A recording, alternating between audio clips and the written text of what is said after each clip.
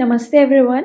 इस वीडियो में हम जेईई मेंस 2023 के पेपर्स में से जो भी काइनेमैटिक्स 1D के सवाल थे उनको हम सॉल्व करेंगे। पहला क्वेश्चन है, a tennis ball is dropped on the floor from a height of 9.8 metres. मतलब कि 9.8 मीटर्स की हाइट से टेनिस बॉल को ड्रॉप किया है। ड्रॉप का मतलब क्या होता है, उसकी इनिशियल वेलोसिटी क्या है, 0। ठीक है।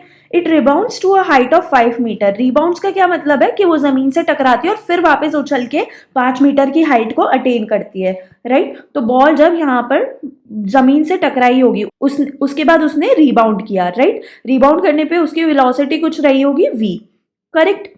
रिबाउंड करके वो मैक्सिमम हाइट कितनी पे पहुंच गई, 5 मीटर्स की हाइट पर। ठीक है, दिस इज 5 मीटर्स। ठीक है, आपको पता है मैक्सिमम पॉइंट पे वेलोसिटी क्या हो जाती है, 0। तो v dash at this point is 0। Okay. Ball comes in contact with the floor for 0.2 seconds.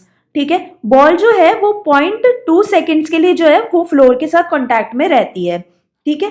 The average acceleration during the contact is, तो आपको बताना है कि एवरेज एक्सेलरेशन क्या होगा। तो आपको पता है average acceleration is equal to क्या होता है, change in velocity upon change in time. अब वो क्या बोल रहा है, एवरेज एक्सेलरेशन कब निकालना है, ड्यूरिंग द कॉन्टैक्ट। तो आपको टाइम कौन सा लेना होगा कि टाइम जब वो उसके कॉन्टैक्ट में रहा होगा। राइट। तो डेल्टा टी आपको गिवन है। ठीक है, डेल्टा वी क्या हो जाएगा, सपोज जब वो बॉल फ्लोर से टकराई होगी उस टाइम की वेलोसिटी एंड जब वो फ्लोर से टकरा के वापस रिबाउंड करी होगी उस टाइम की वेलोसिटी, तो इन दोनों वेलोसिटीज में जो चेंज होगा वो आपका क्या होगा, डेल्टा वी। करेक्ट। तो मान लीजिए जब वो फ्लोर से टकरा के ऊपर रिबाउंड कर रही है तो उसकी वेलोसिटी का हमने v माना है एंड जब वो फ्लोर से टकरा रही है तो उस वेलोसिटी को मैं u डैश मान लेती हूँ। राइट। तो चेंज इन वेलोसिटी क्या हो जाएगा, अगर ऊपर की डायरेक्शन को मैं पॉजिटिव लूं एंड नीचे की डायरेक्शन को नेगेटिव लूं तो चेंज इन वेलोसिटी क्या हो जाएगा, final velocity minus initial velocity. What is final velocity, plus v। Right. What is initial velocity, minus u dash. Right. So final minus initial upon delta t which is equals to t। Correct. तो यहां से आपका average acceleration क्या आ गया, v plus you dash upon T. Right. T आपको given है, v and you dash आप निकाल सकते हैं। कैसे निकालेंगे, तो पहले आप इस जर्नी को कंसिडर करें जहां से बॉल को ड्रॉप किया है एंड वो पहली बार ग्राउंड से टकराती है। तो उसमें हमको s गिवन है, that is the displacement. Displacement को हम नेगेटिव ले लेते हैं। ठीक है। तो माइनस 9.8 मीटर्स आपका डिस्प्लेसमेंट हो गया। ठीक है। इनिशियल वेलोसिटी हो गई 0। आपको निकालनी है final velocity, that is you dash. ठीक है। एक्सेलरेशन आपको पता है, एक्सेलरेशन क्या हो जाएगा, -10 मीटर्स पर सेकेंड स्क्वायर। करेक्ट। तो v square is equal to u square plus 2as करके आप यहाँ से u डैश निकाल सकते हैं। तो फाइनल वेलोसिटी क्या है, फाइनल वेलोसिटी u डैश है। राइट। सो v स्क्वायर क्या हो जाएगा, u dash square is equals to v square is equals to u square plus 2as। Correct. So u dash square is equals to 0 plus 2, acceleration is -10, s is -9.8। करेक्ट। तो यहां से u dash आ जाएगा 14 metres पर second. ठीक है। आपको पता है u डैश का जो साइन है वो नेगेटिव रहेगा। राइट। तो वो ऑलरेडी हमने यहाँ पर कंसिडर कर लिया है। सो u डैश की वैल्यू आ गई आपके पास 14। राइट। अब आपको निकालना है v। टाइम आपको गिवन है 0.2। अब v कैसे निकालेंगे, अगर इस जर्नी को कंसिडर करें जहां पर वो रिबाउंड करके ऊपर जाती है तो इनिशियल वेलोसिटी हो जाएगी v, फाइनल वेलोसिटी हो जाएगी v dash that is equals to 0 and आपके पास डिस्प्लेसमेंट क्या गिवन है, +5। राइट। तो यहाँ पर भी आप v square is equals to u square plus 2as लगाएंगे तो आपको यहाँ से v डैश मिल जाएगा। So let me apply it here. So final velocity v dash square is equals to u square plus 2as. What is a? -10. And what is s? +5. Right? v dash की value क्या है, 0. So 0 is equals to v square minus 100. Correct. तो यहाँ से v आ जाएगा 10 metres पर second.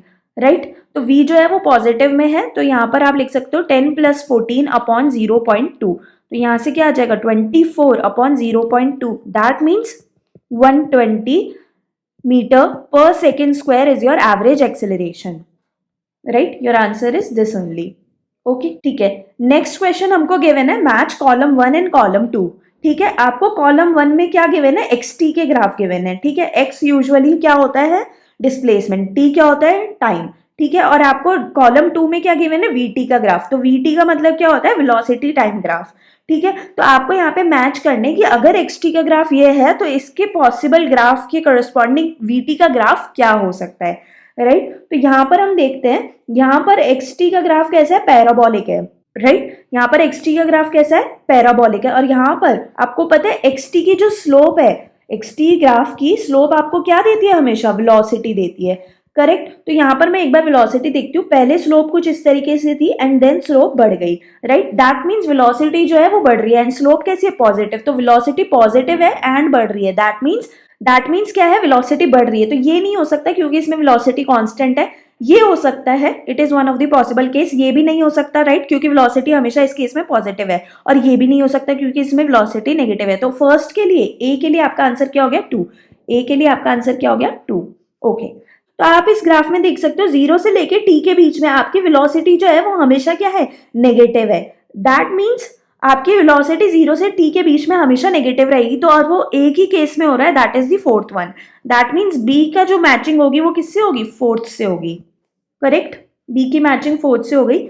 अब ये बचता है, इसमें अगर आप देखो तो इसमें स्लोप कांस्टेंट है, दैट मीन्स इसमें यहां से लेके यहां तक स्लोप कांस्टेंट है।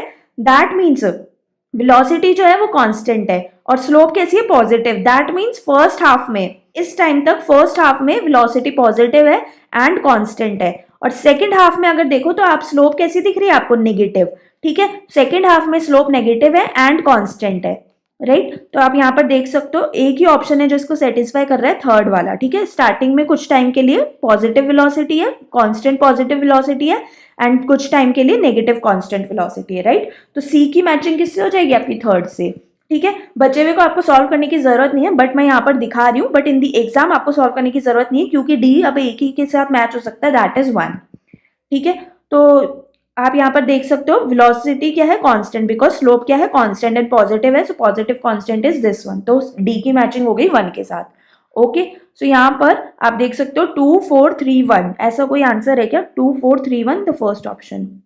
ओके, नेक्स्ट क्वेश्चन क्या है, horse rider covers half the distance with 5 metres पर सेकेंड स्पीड के साथ, ठीक है। हाफ द डिस्टेंस मतलब कि d/2 डिस्टेंस को वो 5 मीटर पर सेकेंड स्पीड के साथ कवर करता है, right. The remaining part of the distance was traveled with speed 10 meters per second for half the time and with speed 15 meter per second for other half of the time. अब वो क्या बोल रहा है, इस distance को, जो बची हुई डिस्टेंस है d/2, उसमें वो आधा टाइम, ठीक है, आधा डिस्टेंस नहीं बल्कि क्या बोल रहा है, आधा टाइम। सो t/2 टाइम के लिए वो इसको कवर करता है 10 मीटर्स पर सेकेंड की स्पीड से एंड t/2 टाइम के लिए, अनदर हाफ टाइम के लिए करता है 15 मीटर पर सेकेंड के साथ, राइट। एंड ये पूरा टाइम क्या है, t, correct. The mean speed of the rider average over the whole time of motion is x/7, the value of x is, तो आपको क्या निकालनी है यहाँ पर, एवरेज स्पीड। मीन का मतलब क्या होता है, एवरेज स्पीड, ठीक है। So average speed is equals to क्या होता है, total distance upon total time, ठीक है। टोटल डिस्टेंस आप कैसे निकाल लेंगे, अगर आपको पता है ये d/2 है तो ये भी d/2 है क्योंकि यहाँ पर गिवन है कि दोनों क्या है, हाफ ऑफ डिस्टेंस है। तो टोटल डिस्टेंस तो आपका हो गया d, correct, d/2 plus d/2। Total time आप कैसे निकालेंगे, ये वाला जो टाइम है वो t है और ये वाला टाइम को मैं मान लेती हूँ t1, करेक्ट। सो t प्लस t1 आपका टोटल टाइम हो गया। अब आपको इसको सॉल्व करना है, राइट।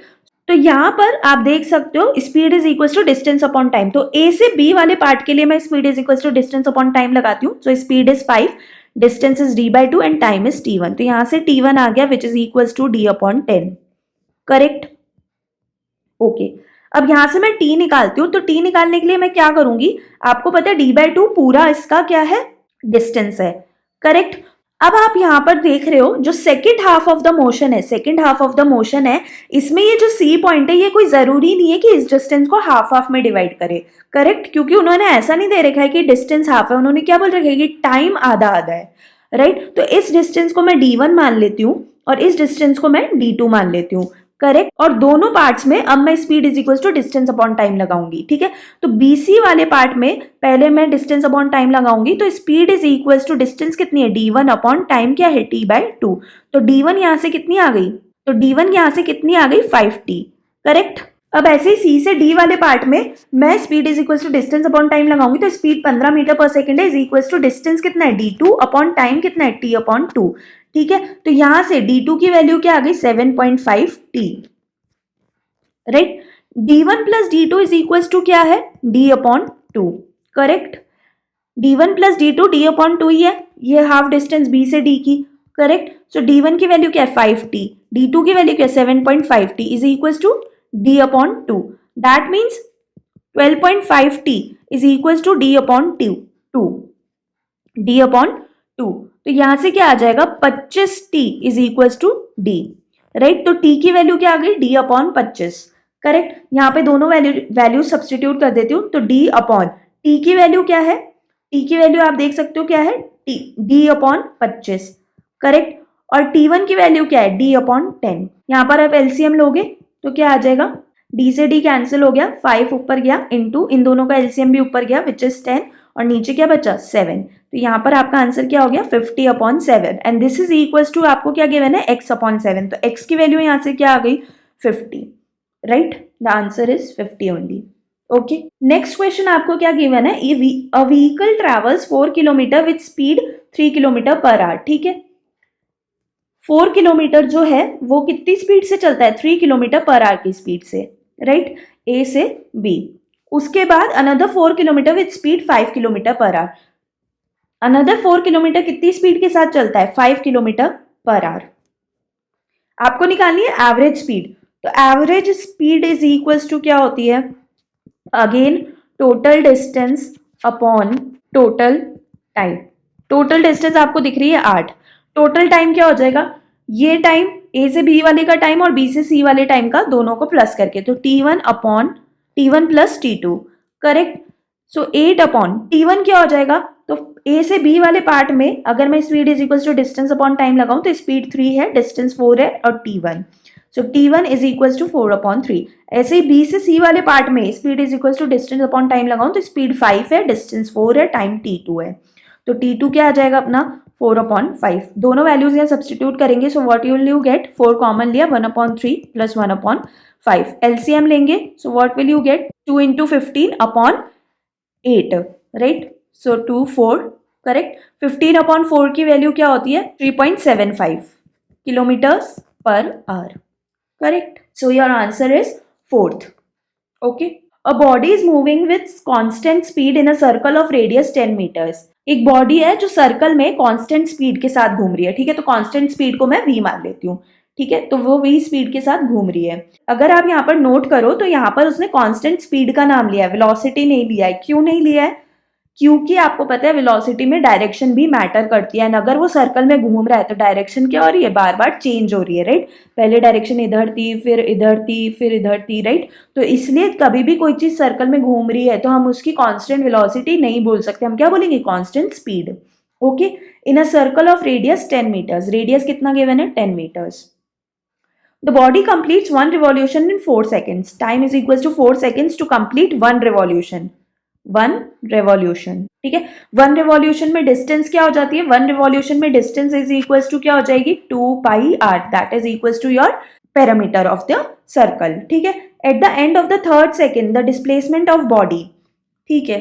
तो यहाँ पर आप पहले स्पीड निकाल लो, तो स्पीड इज इक्वल्स टू क्या हो जाएगा, v is equals to distance upon time. तो डिस्टेंस कितना था 2 पाई r अपॉन टाइम कितना लगा 4, ठीक है। तो यहां से आपको स्पीड मिल गई, दैट इज इक्वल्स टू 5 पाई, ठीक है, मीटर्स पर सेकेंड। स्पीड जो है वो क्या है कांस्टेंट। तो अब वो पूछ रहा है कि 3 सेकेंड बाद उसका डिस्प्लेसमेंट क्या होगा, ना कि डिस्टेंस। क्या पूछ रहा है, डिस्प्लेसमेंट। तो यहाँ पर अगर हम देखें तो मान लो उसने ए पॉइंट से स्टार्ट किया था, करेक्ट, कोई सा भी ए पॉइंट मान सकते हो आप, उसने ए पॉइंट से स्टार्ट किया था, ठीक है। तो 3 सेकेंड बाद उसका डिस्टेंस क्या हो जाएगा, तो distance is equals distance upon time कितना है थर्ड सेकेंड, ठीक है। That means 3 seconds is equals to speed, ठीक है। तो डिस्टेंस कितना हो गया उसका 15 पाई, ठीक है। तो वो क्या बोल रहा है, उसने 15 पाई चल लिया होगा, ठीक है। 15 पाई क्या बताता है कि उसने इस सर्कल पे कितना डिस्टेंस कवर किया होगा, राइट। अब मुझे निकालना क्या है, डिस्प्लेसमेंट। तो मान लो वो किसी पोजीशन सी पे पहुंच गई हो, तो सी पे पहुंचने के लिए डिस्प्लेसमेंट क्या होगा, ए से सी के बीच में जो लाइन ज्वाइन करेगी वो उसका डिस्प्लेसमेंट होगा, ना कि ये वाला ए से सी, ठीक है। उसका बीच में जो लाइन होगी, ए से सी के बीच में लाइन होगी, वो डिस्प्लेसमेंट होगा। तो इस लाइन को निकालने के लिए मुझे क्या पता होना चाहिए, पहले तो मुझे एंगल पता होना चाहिए कि वो कितना एंगल सब्सटीट्यूट कर रही है, राइट। तो अगर मैं एंगल निकालना चाहूं तो मैं कैसे निकाल सकती हूँ, तो सर्कल में एक इक्वेशन होती है, that is L is equals to R theta. L का मतलब क्या होता है, एल डिनोट्स की ए से बी पॉइंट के बीच में जो सेगमेंट की लेंथ होगी, that is L. Right. Theta denotes the angle between this and R is the radius. So L is equals to R theta होता है, right, where theta is in radians. तो हमको पता है एल की value हमको पता है 15 पाई आई है, आर की वैल्यू हमको पता है 10 है और थीटा हमको निकालना है. So theta will become 3 pi by 2. तो यहाँ पर आपका एंगल कितना आ गया 3 पाई बाय 2. दैट मीन्स आपने ए से स्टार्ट किया था एंड 3 पाई बाय 2 एंगल बना के आप फाइनल पोजीशन पे पहुंच गए आफ्टर 3 सेकेंड्स. तो 3 पाई बाय 2 कितना होता है, ये पाई बाय 2 होता है, ये पाई होता है एंड 3 पाई बाय 2 ये होता है, राइट. तो आप ए से इस पॉइंट बी पर आ गए. ठीक है, तो अब आपको क्या निकालना है, अब आपको डिस्प्लेसमेंट निकालना है. तो डिस्प्लेसमेंट क्या होगी, ए से बी के बीच में जो लाइन है, राइट. तो यहाँ पर ये आप देख सकते हो ये राइट एंगल ट्राइंगल बन रहा है, ये आर है, ये आर है, तो ये लेंथ कितनी हो जाएगी r√2. दैट मीन्स आर की वैल्यू क्या है 10. तो यहाँ पर ये डिस्प्लेसमेंट क्या हो गया 10√2. सो your answer is 10√2, that is 4. यहाँ पर √2 गायब है, 10√2 4. ओके, नेक्स्ट क्वेश्चन है an object moves with speed v1 v2 v3 along a line segment a b b c and c d. ठीक है, एक लाइन सेगमेंट है a से d की एंड a से b b से c. तो a से b के बीच में वो v1 स्पीड से चलता है, b से c में v2 और c से d में v3 स्पीड से. ठीक है, where A B is equals to B C, A B की जो लेंथ है वो बी सी के बराबर है and A D is equals to thrice of A B. ठीक है, तो मान लो ये लेंथ d है, तो ए बी और बी सी बराबर है, तो ये लेंथ भी d हो गई, right. And A D is equals to क्या हो जाएगा, तो ए डी क्या होता है 2d plus C D is equals to 3ab. A B की लेंथ क्या है 3d, तो यहाँ से सी डी भी क्या आ गया आपका d, राइट. तो ये लेंथ भी आपकी क्या हो गई d. Okay, then the average speed of the object. Okay, what is average speed? Average speed is total distance upon total time. ठीक है, टोटल डिस्टेंस आपको यहाँ पर दिख रही है 3d हो जाएगी. टोटल टाइम क्या हो जाएगा, टोटल टाइम क्या हो जाएगा t1 t2 और t3 का समेशन. सो t1 plus t2 plus t3. t1 t2 t3 आप कैसे निकालेंगे, इंडिविजुअली तीनों मोशंस को आप देखेंगे, a से b से c एंड c से d. ठीक है, ए से बी अगर मैं फॉर्मूला लगाऊंगी speed is equals to distance upon time, तो यहाँ से मुझे t1 क्या मिल जाएगा d upon v1. Similarly B से सी लगाऊंगी तो मुझे टाइम मिल जाएगा d upon v2 plus d upon v3, right. तो यहाँ पर आप एलसीएम लोगे तो क्या आ जाएगा, d कॉमन ले लेते हैं, LCM will come out as v2 v3 plus v1 v3 plus v1 v2 v3 is your LCM, correct. d से d कैंसिल हो गया तो आपका आंसर क्या आ गया 3v1 v2 v3 upon v1 v2 plus v2 v3 plus v1 v3. This is your final answer.